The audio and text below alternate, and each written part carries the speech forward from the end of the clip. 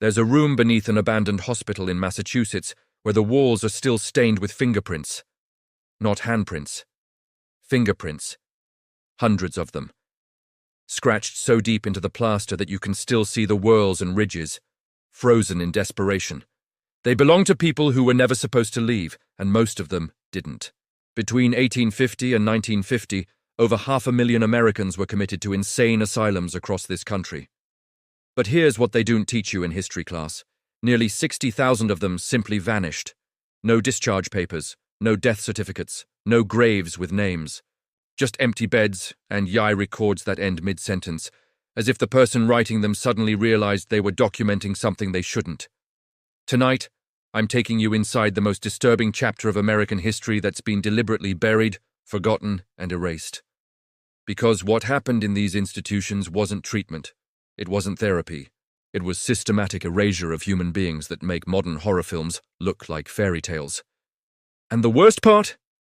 Some of these facilities only closed 30 years ago. Your parents drove past them. Maybe you did too, without ever knowing what happened behind those Victorian walls where screaming was considered a symptom and silence was considered a cure. It started with good intentions. That's what they always say, isn't it? In the early 19th century, America had a problem. Thousands of people suffering from mental illness, intellectual disabilities, epilepsy, even just severe depression were being kept in cages, quite literally, in the basements of poorhouses and jails. Families who couldn't care for them had no options. Society had no answers. So when Dorothea Dix, a school teacher from Massachusetts, began campaigning for specialized institutions to house and treat these forgotten souls, it seemed like progress. It seemed like compassion. By 1880, there were 75 public psychiatric hospitals across America, beautiful buildings with sprawling grounds, designed with the belief that peaceful surroundings could calm troubled minds. They called it moral treatment, fresh air, productive work, human dignity.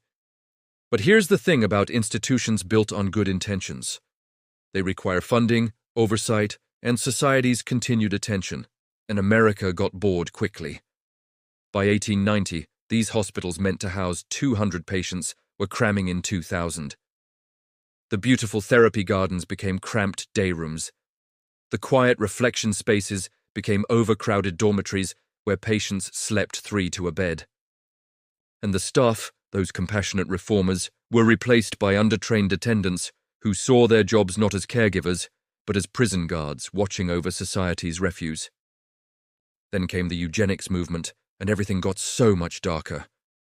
By the early 1900s, American scientists, doctors, respected universities were pushing a terrifying idea that mental illness, poverty, even promiscuity were hereditary defects that could be bred out of the population. These weren't fringe lunatics, these were Harvard professors, Supreme Court justices, presidents. In 1927, the United States Supreme Court ruled in Buck v. Bell that the state could forcibly sterilize individuals deemed unfit to reproduce. Justice Oliver Wendell Holmes Jr. wrote, "3 generations of imbeciles are enough." That ruling has never been overturned.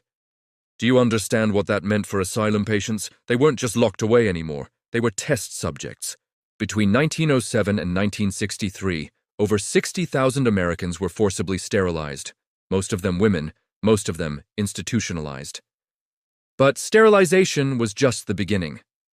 Asylums became laboratories for experimental treatments that would be considered torture by any modern standard. Patients were subjected to insulin shock therapy, where they were deliberately pushed into diabetic comas. Metrazole injections that caused seizures so violent they fractured spines. And ice baths, where patients were submerged in near-freezing water for hours until they either became compliant or went catatonic. The medical justification was always the same: we're trying to help them. But there were no control groups, no ethical reviews, no consent. Just experimentation on people society had already decided didn't matter. In 1936, a Portuguese neurologist named Antonio Egas Moniz developed a procedure he called the leucotomy. American neurologist Walter Freeman refined it, renamed it the lobotomy, and turned it into a production line. Freeman believed that mental illness was caused by overactive emotions, and that by severing the connections in the brain's frontal lobe, he could create calmer, more manageable patients. He wasn't interested in curing them.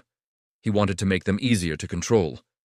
And American asylums were desperate for any solution to their overcrowding crisis, so they welcomed him with open arms.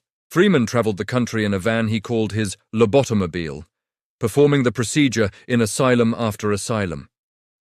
He'd insert an ice pick-like instrument through the eye socket, hammer it into the brain, and swirl it around to destroy tissue.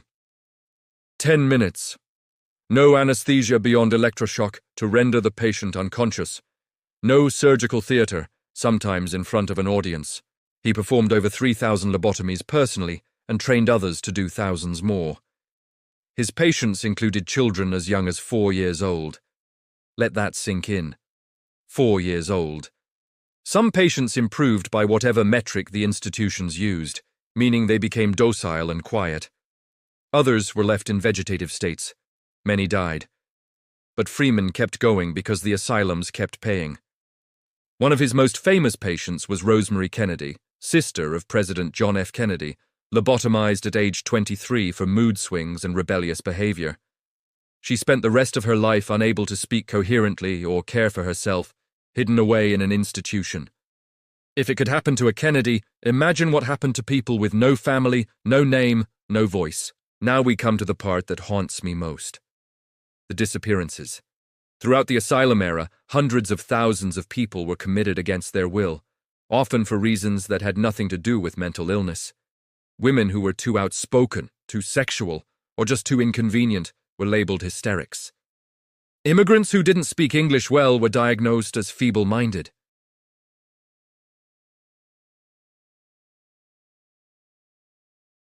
Patients were registered under wrong names or no names at all, just numbers.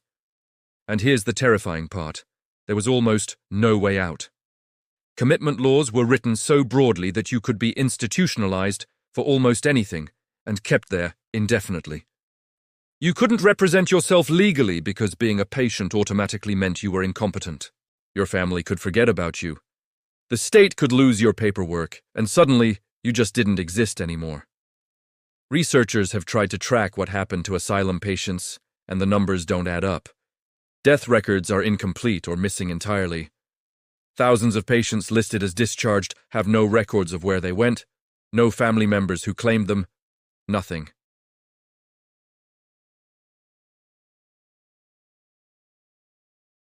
And we're still finding these burial sites today, over a century later. The children were the worst. Every asylum had a children's ward, though they rarely called it that. Juvenile hall, the young ward, sometimes just the basement. Children were committed for bedwetting, for fidgeting in class, for not learning fast enough.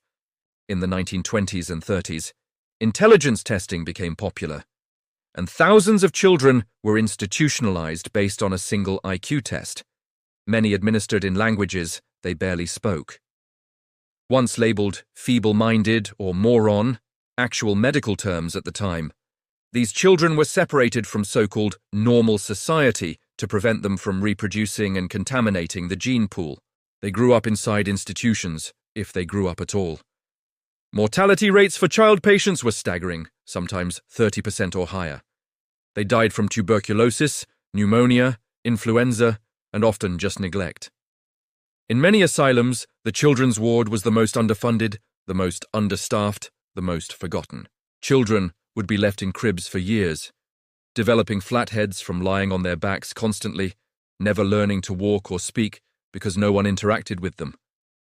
When these institutions finally closed and researchers gained access to records, they found something chilling.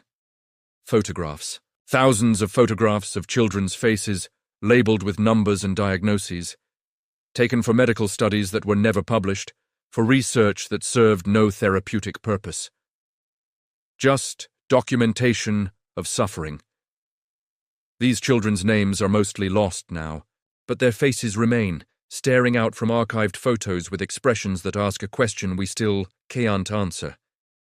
How did you let this happen? Let me describe what daily life was actually like inside these institutions, because the reality was worse than any horror movie could depict. Patients often woke in overcrowded dormitories where there weren't enough beds, so many slept on the floor or in hallways. Bathrooms were communal, with no privacy, sometimes just a row of toilets in an open room. Showers were forced and supervised, with attendants hosing down multiple patients at once with ice-cold water. Supposedly for hygiene, but really for control. Clothing was institutional, usually just shapeless gowns, and often shared, meaning you wore whatever had been worn by the last patient, clean or not. Meals were served in massive dining halls, bland institutional food eaten in silence because talking was often forbidden. Then came the day rooms, where patients would sit for hours, sometimes entire days, with nothing to do. No books, no activities, no stimulation, just sitting, staring, waiting. If you acted out, if you became agitated or loud or difficult, the punishments were immediate. Restraints, both physical and chemical. Straitjackets that cut off circulation. Leather cuffs that attached you to beds or walls for hours, sometimes days. Padded cells, which sounds humane, until you realize they were often tiny, unventilated boxes where patients were left in their own waste. And the drugs. Oh, the drugs. Chloral hydrate, paraldehyde, sedatives that turned human beings into zombies, administered not to help, but to quiet. The goal wasn't treatment, it was management. It was making sure society didn't have to think about these people anymore. We need to talk about the people who worked in these places, because it's not as simple as monsters and victims. Many attendants were poorly paid, completely untrained, and traumatized by what they witnessed and participated in. Turnover was constant, because the work was brutal. You'd start as a young person needing a job, and within weeks, you'd be responsible for 50, 100, sometimes 200 patients by yourself during night shifts. When patients became violent, which happened often because they were suffering, terrified, and sometimes dangerous, attendants had to respond. But there were no protocols, no training in de-escalation, just force. And force became the default. Over time, many attendants became desensitized, even cruel. Abuse was rampant and rarely punished. Patients were beaten, sexually assaulted, humiliated for entertainment. State investigations would occasionally uncover horrific conditions, document them, promise reforms, and then nothing would change. Because shutting down these institutions would mean dealing with thousands of displaced patients, and no one wanted to do that. But there were also attendants who tried to be kind, who smuggled in treats for patients, who learned their names and their stories, who reported abuse and were fired for it. These weren't cartoon villains running these asylums. They were a broken system filled with broken people, both staff and patients, perpetuating cycles of trauma because American society funded warehouses for human beings, but not actual care. The real villain wasn't individual cruelty, it was systemic indifference. It was a country that would rather hide its most vulnerable citizens behind brick walls than invest in understanding and treating them as human beings deserving of dignity. Change finally began in the 1940s and 50s, not because society suddenly developed a conscience, but because reporters started sneaking cameras inside. In 1946, Life magazine published an exposé titled Bedlam 1946, with photographs so disturbing that America couldn't look away anymore. Naked patients, skeletal from malnutrition, lying in their own filth. Overcrowded wards that looked like concentration camps. The resemblance wasn't accidental. This was just after World War II, and Americans were confronting the horrors of Nazi atrocities. Suddenly, seeing similar conditions in their own country was impossible to ignore. Journalist Albert Deutsch wrote a series called Shame of the States, visiting asylum after asylum and documenting nightmarish conditions. His descriptions were visceral: patients eating with their hands because there weren't enough utensils, sleeping in hallways because there weren't enough beds, dying from preventable diseases because there weren't enough doctors. Then in 1961, a young reporter named Jack Anderson went undercover as an attendant in a Washington, D.C. asylum for 10 days. What he witnessed became a book and later inspired reforms. But the reality he described was medieval. Patients locked in cages, straitjackets used as furniture, human beings treated as less than animals. But here's what's crucial to understand. These exposés shocked the public But they didn't shock the medical establishment or the state officials who'd been overseeing these institutions for decades. They already knew. They'd always known. The reports, the investigations, the whistleblowers had been there all along. What changed wasn't the conditions. It was that middle-class America finally had to see them and could no longer pretend these places were hospitals rather than human warehouses. In the 1960s and 70s, a movement called deinstitutionalization began. Sounds progressive, right? Close the asylums, integrate patients back into communities, treat them with dignity and outpatient care.